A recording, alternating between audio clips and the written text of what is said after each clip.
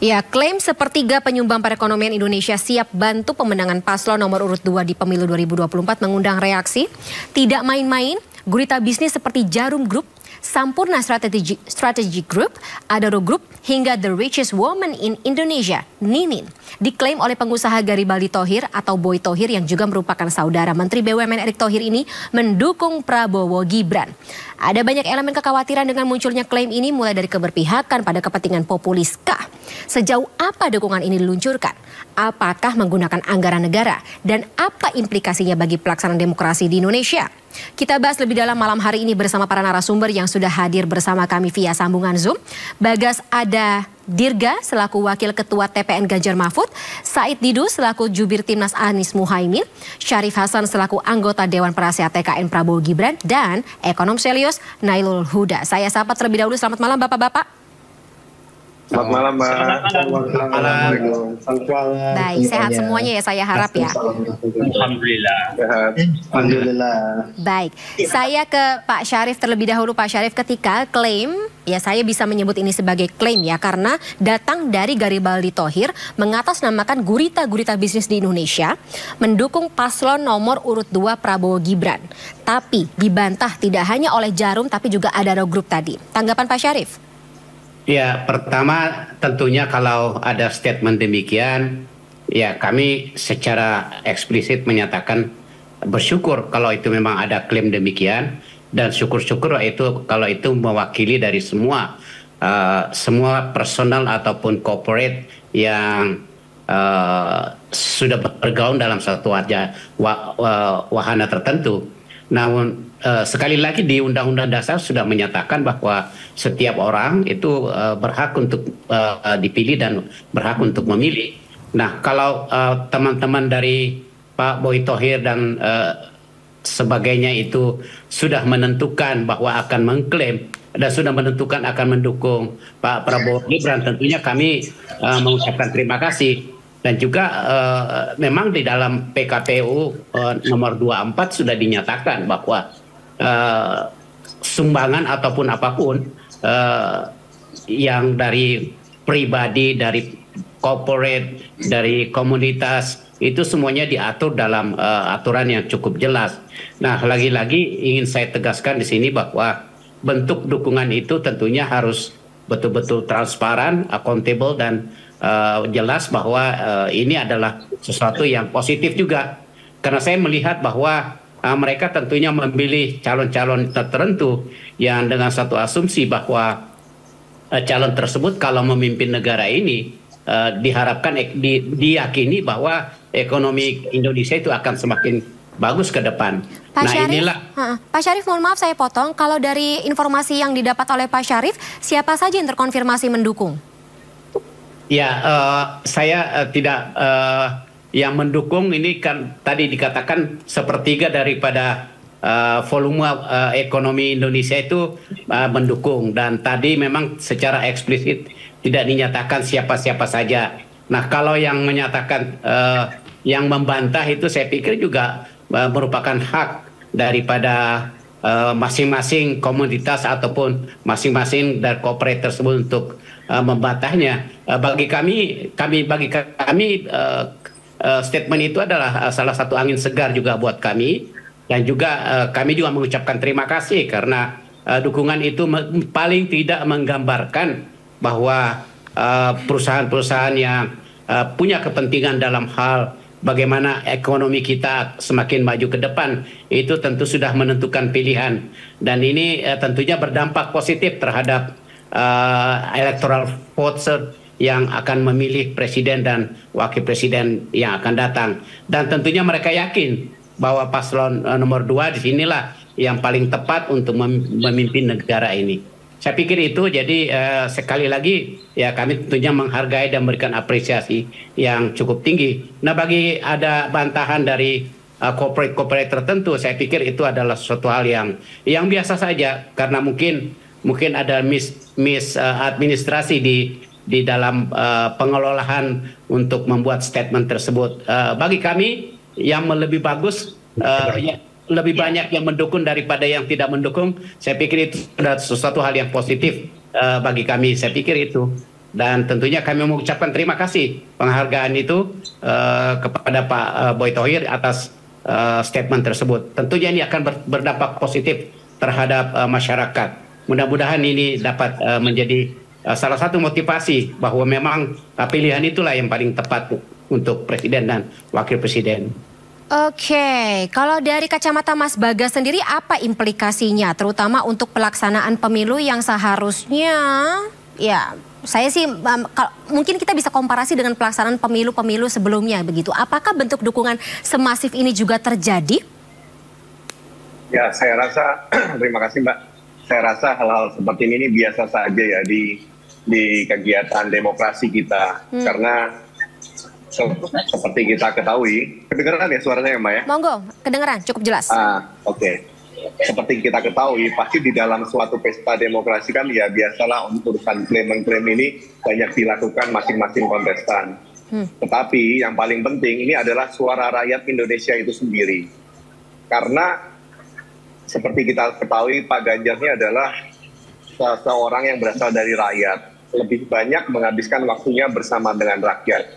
Oleh karena itu kita sih dari kita sama saja antara itu konglomerat atau rakyat biasa sama-sama suaranya bernilai satu. Jadi kita bisa melihat di sini implikasinya bagi kita semakin semangat bagi pasangan 03 untuk berjuang bersama rakyat dan ini dibuktikan bahwasanya dari kita tim 03 kita mempunyai salah satu program yaitu gotong royong rakyat. Gunanya buat apa? Bahwa kita berkoalisi dengan rakyat untuk mencapai kemaslahatan dan kemajuan Indonesia di masa depan. Dan implikasinya kalau dari sisi ekonomi sih Mbak, yang saya lihat di beberapa berita bahwasanya dari beberapa perusahaan-perusahaan tersebut yang mendeklarasikan itu mengalami penurunan saham Mbak. Jadi boleh dikatakan belum tentu juga yang digambarkan oleh mungkin sebagian besar pemegang saham itu menggambarkan suara dari sebagian besar bagi stakeholder perusahaan-perusahaan tersebut. Demikian pandangan dari saya, Mbak. Oke, berarti ada dinamika juga dalam sektor ekonomi ketika ada klaim seperti ini atau klaim dengan implikasi semasif ini disebut oleh salah satu pengusaha atau ya kalangan pengusaha di Indonesia ya, terutama pada saat perjalanan menuju pemilu atau perjalanan pemilu 2024. Kalau Pak Said sendiri bagaimana?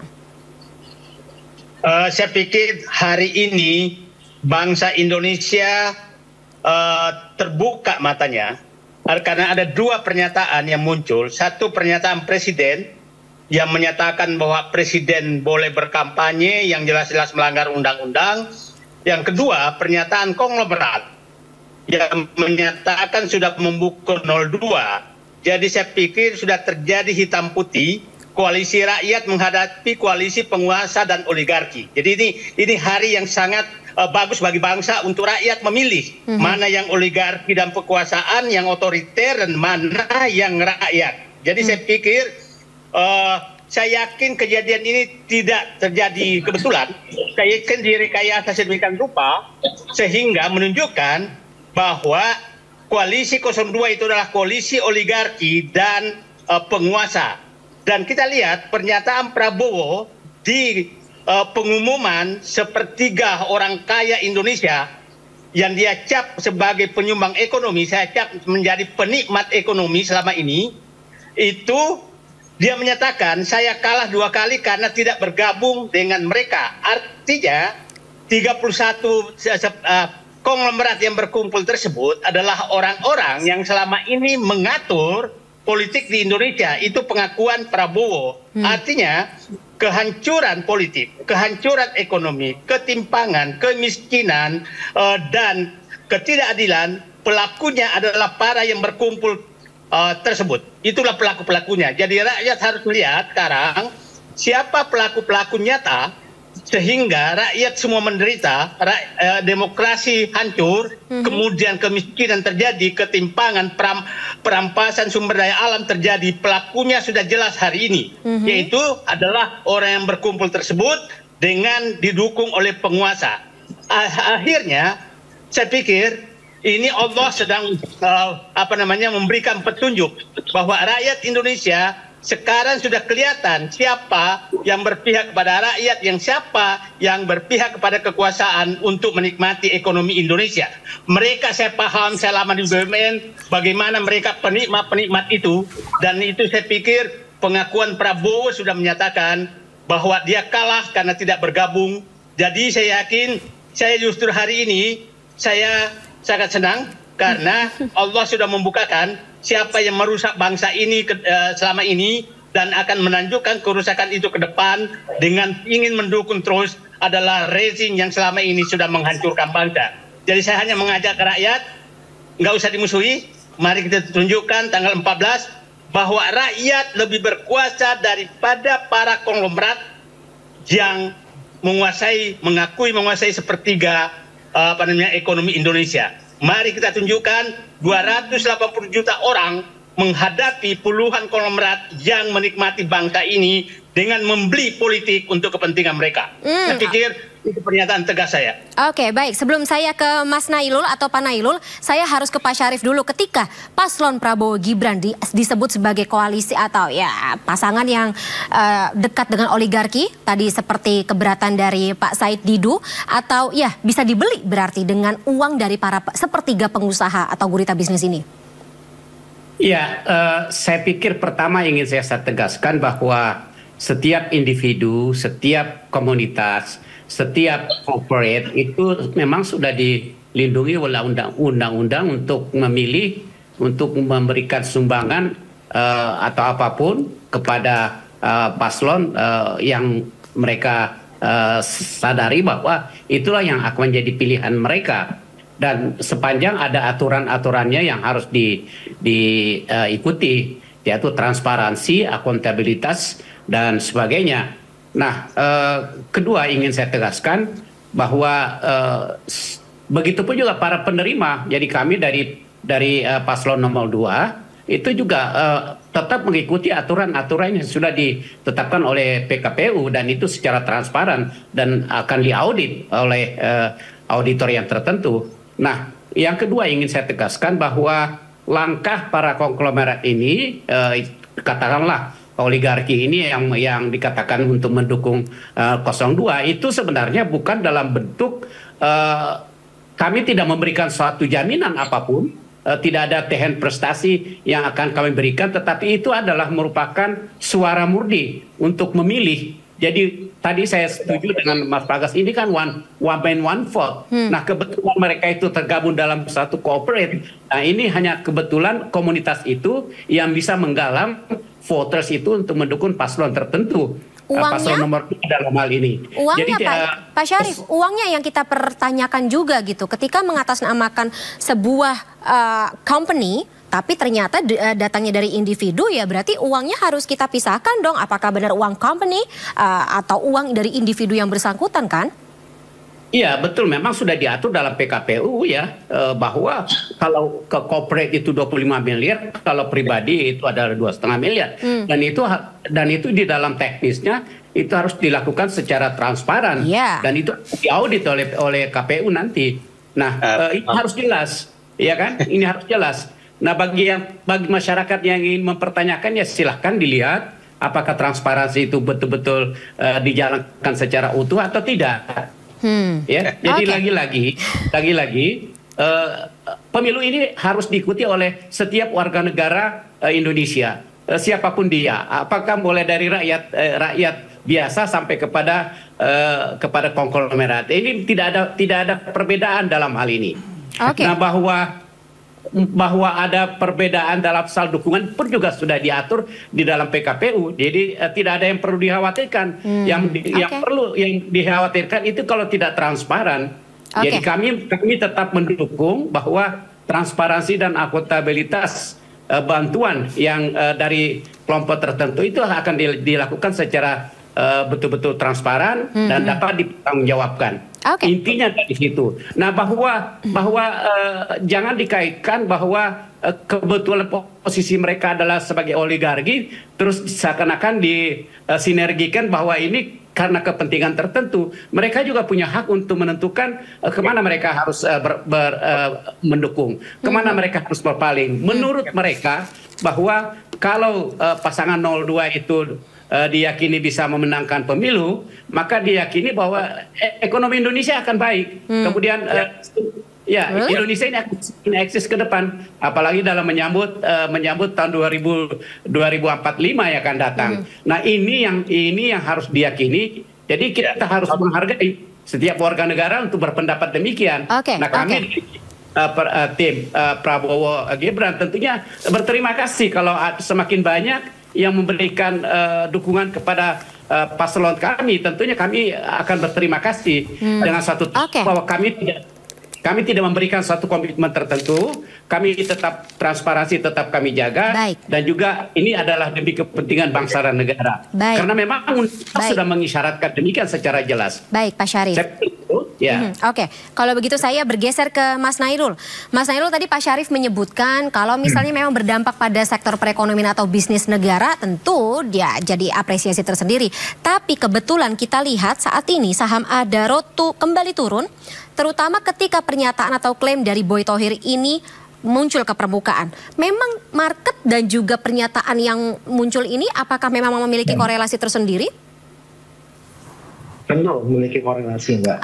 Kalau kita lihat memang korelasi ketika dia korelasi untuk pernyataan politis itu kan, itu pasti ada sentimen positif maupun sentimen negatifnya gitu kan. Nah, kebetulan sedang disampaikan oleh Pak Boy Thohir itu memiliki sentimen-sentimen yang cukup negatif gitu kan. Nah, ini yang tadi saya mungkin akan coba untuk memberikan data ya, bahwa tadi yang sampaikan Pak Syarif gitu kan, ketika ada transparansi dan sebagainya, kalau kita lihat ini untuk masing-masing pilpres ya atau pemilu gitu, itu memunculkan perputaran uang yang cukup besar gitu. Nah, saya rada ragu nih ketika itu dipatok 25 miliar untuk corporate gitu kan, kemudian 2,5 miliar untuk individu, itu ketika pun diaudit ternyata yang uang beredar di masyarakat itu sangat besar sekali gitu.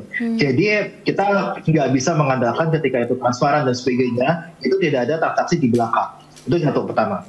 Yang kedua adalah memang kalau kita lihat di sini walaupun meskipun tidak ada hitam di atas putih gitu ya untuk perjanjian dengan ya mungkin masing-masing paslon juga ada konglomerasi di situ belakangnya, tapi kalau itu jelas-jelas mendukung itu yang sangat berbahaya ketika kita melihat ada beberapa konglomerat yang dulunya mendukung pemerintah sekarang itu menikmati hasil-hasil dari oligarki yang ada di dalam negeri kita gitu.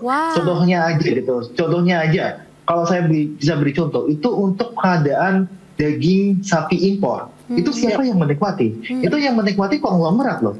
Itu kalau kita lihat harga daging dari Australia itu 50.000 per kilo, itu dijual dengan peraturan pemerintah itu bisa sampai 85.000 per kilo. Itu per kilo, ya kan?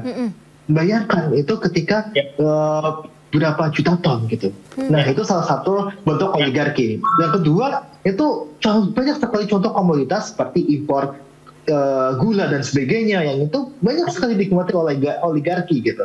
Jadi memang tadi saya sangat setuju sekali pernyataan dari Pak Said ya, Pak Saidido itu mengenai oligarki ini yang memang nampaknya kita harus hati-hati nih ketika memberikan dukungan kepada paslon itu, apakah di belakangnya penuh oligarki atau enggak gitu. Dan saya rasa pernyataan kemarin ketika didukung meskipun itu sah-sah saja dilindungi sama undang-undang, tapi efek-efek kedepannya kita harus lihat apakah itu merugikan masyarakat atau tidak gitu.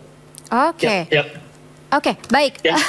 Mas Nairul, tapi lagi-lagi kalau misalnya kita bicara dari perspektif Anda, kalau misalnya pengusaha atau kalangan konglomerasi ini menunjukkan dukungannya terang-terangan, kemudian jumlahnya masif, motivasinya kira-kira apa ya? Iya, ya pastilah kita nggak bakal memungkiri lah kalau memang nggak ada makan siang gratis ya Mbak ya. Kita pasti di dalam politik itu juga ada makan siang gratis gitu kan. Kemudian kalau kita lihat banyak sekali saya rasa kebijakan-kebijakan yang memang itu sangat menguntungkan pengusaha di waktu ini. saya bisa bilang itu banyak sekali kebijakan-kebijakan dari Pak Jokowi ini yang memang sangat menguntungkan pengusaha gitu. Dan ini yang saya bisa bilang bahwa ini harus dilihat secara hati-hati bahwa dukungan ini apakah akan membawa efek negatif kepada ekonomi kita. Yang terbaru mungkin kalau kita lihat kasusnya Boy Thohir untuk investasi Telkom ke salah satu emiten swasta di kita ya, itu memang juga patut dicergai apakah ada hubungan oligarki atau tidak gitu. Nah inilah yang sebenarnya harus kita waspadai gitu kan, di mana ada kepentingan, ada kepentingan keluarga, kepentingan politik dan sebagainya yang itu bisa membawa ataupun membuat kebijakan yang tidak pro rakyat. Nah ini yang harus diwaspadai, Pak. Oke. Saya kembali ke Mas Bagas. Mas Bagas, berarti apakah menurut Anda ketika tadi ada concern-concern yang sudah disuarakan oleh berbagai pihak, ini membahayakan nggak? Atau pernyataan atau klaim dari Boy Thohir ini bisa membahayakan proses demokrasi kita? Ini bisa kita lihat sendiri ya Mbak ya. Efek dari pernyataan Pak Boy Thohir ini kan harga saham ini pada turun. Artinya apa? Ada implikasi secara ekonomi dari statement-statement politik, dan ternyata memang pasar ini tidak menyukai apabila ada statement tertentu dari stakeholder besar ini yang menyasar kepada salah satu kontestan politik. Ini harus diakuin bahwasanya bisnis atau dunia ekonomi ini biasanya tetap netral. Tapi saya melihat di sini kenapa ada statement dari kumpulan para konglomerat ini? Karena biasanya di suatu kontestasi pemilu membutuhkan semacam dukungan dari orang-orang besar atau para pengusaha besar yang berharap itu ada efek bitren dari situ.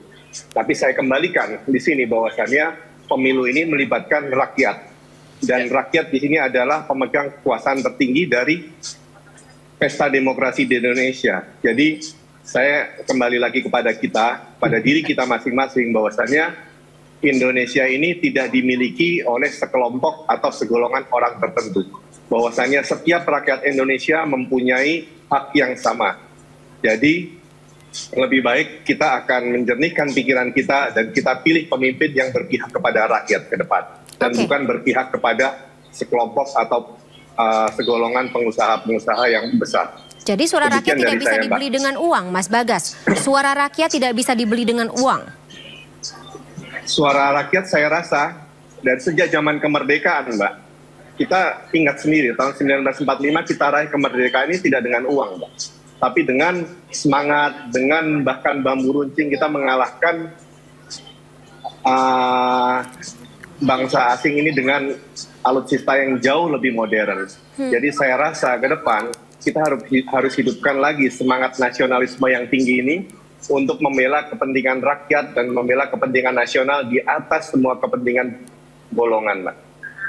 Jadi saya rasa ke depan insya Allah ada banyak gerakan silent, gerakan diam yang nanti akan menentukan pilihannya pada tanggal 14 Februari. Dan itu belum tergambar pada survei-survei yang berkembang pada saat ini.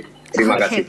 Baik, Pak Said, kalau dari Timnas Amin sendiri apakah masih optimis dengan perspektif, dengan preferensi dari rakyat saat ini? Apakah terimbas dengan bagaimana konglomerasi ya sepertiga dari mereka mendukung paslon 02?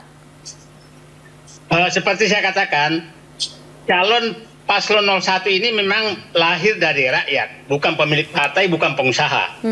Jadi ini sangat jelas sekali. Saya hanya mau kembali bahwa konglomerat yang berkumpul kemarin itu jelas menyatakan ini adalah tim sukses Erick Thohir sebelumnya. Artinya ini adalah tim sukses Jokowi. Jadi bukan tim sukses Prabowo. Nah, sangat jelas menyatakan itu. Dan kita lihat persis apa dampak dari keberhasilan Erick Thohir dengan tim sukses ini. Hampir banyak sekali bisnis yang kami tahu persis sedang dilakukan oleh mereka dengan bisnis pemerintah. Wah. Proyek nasional, proyek-proyek jalan tol, proyek manapun itu di tangan mereka. Artinya sebenarnya pernyataan mereka itu bukan ekonomi Indonesia ke depan, tapi pengamanan bisnis dia mereka ke depan, bahwa hanya pasangan 02 yang menjamin. Itu kira-kira pernyataan mereka. Nah, jadi sekarang rakyat harus berpikir apakah negara ini diserahkan kepada mereka-mereka ini, penikmat ekonomi besar ini, dengan proyek-proyek besar dari pemerintah, ataukah rakyat mengambil alih kedaulatannya? Saya yakin sebagian besar rakyat akan mengambil alih kedaulatannya dengan berhadapan dengan para oligarki ini. Nah, saya kembali ke pertanyaan Pak Bang Syarif Hasan, teman saya berdiskusi dari dulu. Saya pahami bahwa itu betul, teorinya demikian. Tapi kita juga semua tahu bahwa bantuan mereka, sumbangan mereka pasti tidak masuk jalur formal, itu pasti. Itu pasti lewat jalur bawah yang tidak mungkin diaudit. Jadi, udahlah kita saling paham. Saya hanya malam ini sangat bersyukur pada Allah bahwa bangsaku sedang dipisahkan antara oligarki dengan otoritarian bergabung, akan berhadapan dengan suara rakyat, dan insya Allah rakyat akan ngambil haknya, kedaulatannya untuk kembali mengelola negeri ini. Bukan orang-orang tertentu yang menikmati kemerdekaan ini dengan cara membeli politik untuk kekuasaan dan dinikmati oleh mereka, kelompok mereka sendiri. Saya ulangi, yang berkumpul itu saya paham mereka penikmat daripada 10 tahun pemerintahan Jokowi, dan saya pikir partai Pak Syarif Hasan tidak setuju dengan cara itu. Saya yakin betul itu. Nah, saya tidak setuju, tapi saya pahami posisi Pak Syarif Hasan sekarang, saya maklumi, tapi ingat, insya Allah kita bisa ngopi-ngopi bersama. Mari selamatkan bangsa ini. Jangan serahkan kepada kelompok tertentu saja untuk dinikmati. Serahkan kepada rakyat. Terima kasih. Oke, jaminan tersebut mungkin bisa Pak Syarif sampaikan. Tapi di segmen berikut kita jeda sesaat terlebih dahulu ya Bapak-Bapak. Pemirsa tetaplah bersama kami. Sindo Prime akan segera kembali sesaat lagi. Kita lanjutkan kembali pemirsa. Dialog membahas mengenai presiden konglomerat versus presiden rakyat, mana yang saat ini sedang atau menjadi urgensi dibutuhkan oleh masyarakat khususnya. Saya kembali, sebelum saya ke Pak Syarif, saya masih ingin gali dari kacamata Pak Mas Nailul sih terkait dengan tadi kita bicara mengenai motivasi dari para pengusaha. Kemudian ketika kita mengatakan motivasi dan juga kebutuhan dari para pengusaha, kita juga tidak bisa menutup mata, tidak bisa menafikan ada hubungannya dengan Undang-Undang Cipta Kerja yang dianggap lebih berpihak kepada kepentingan pengusaha dibandingkan kepentingan dari para buruh atau pekerja. Anda melihat lagi-lagi apakah ada hubungannya terkait dengan dukungan dari para pengusaha ini terhadap salah satu calon presiden dan juga wakil presiden sebagai pengguna dan juga pelaksana dari kebijakan atau undang-undang dengan ya Undang-Undang Cipta Kerja? Iya, Undang-Undang Cipta Kerja itu kan produk oligarki ya. Bahwa kita tahu bersama penyusunannya pun sangat cepat sekali, terus kemudian juga menabrak ya beberapa aturan lah ya, terus kemudian juga memang sangat merugikan sekali untuk kaum pekerja, terutama untuk buruh. Makanya saya mungkin tak heran lagi ketika ya memang ada dukungan gitu kan. Terus kemudian ini berkaitan dengan apa sih yang bisa dinikmati oleh pengusaha ini ke depannya ketika ya paslon itu jadi gitu kan. Ini yang saya rasa yang harus kita hindari, bahwa kita nggak mau sebenarnya ada undang-undang cipta kerja baru lagi yang memang itu sangat merugikan masyarakat. Terutama kalau undang-undang cipta kerja itu merugikan buruh, kita nggak mau ada undang-undang yang seperti itu lagi. Nah, makanya mungkin saya sangat terkejut sekali ketika memang melihat sebenarnya Demokrat juga mempunyai nafas yang sama gitu kan ketika kita memerangi oligarki ini gitu. Nah, ini yang saya bisa bilang bahwa sebenarnya musuh kita juga sudah kelihatan bahwa ada oligarki di sini yang kita tersuarakan Mbak sebenarnya.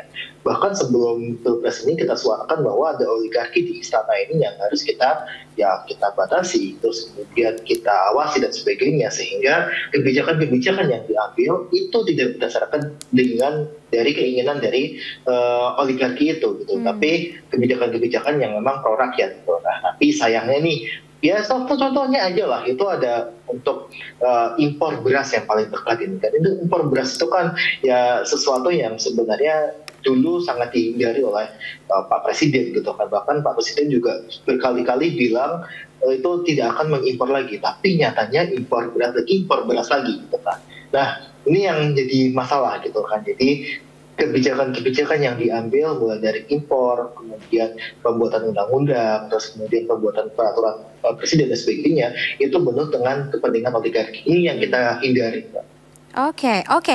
Nah, Pak Syarif, apakah nafas Partai Demokrat sendiri masih sama?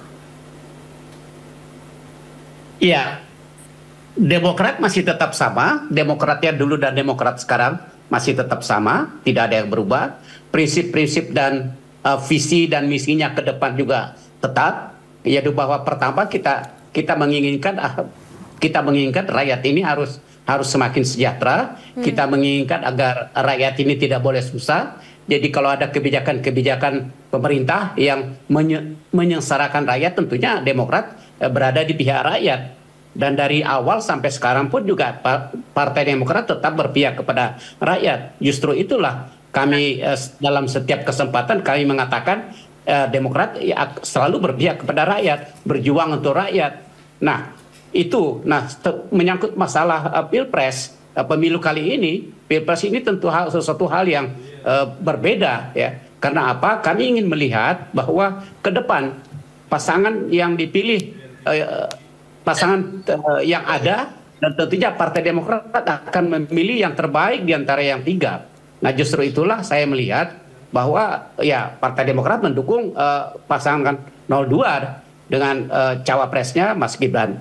Nah, lagi-lagi tentang beberapa konglomerat menyatakan dukungannya, saya melihat, kacamata saya melihat bahwa itu adalah hak mereka untuk memilih dan untuk dipilih.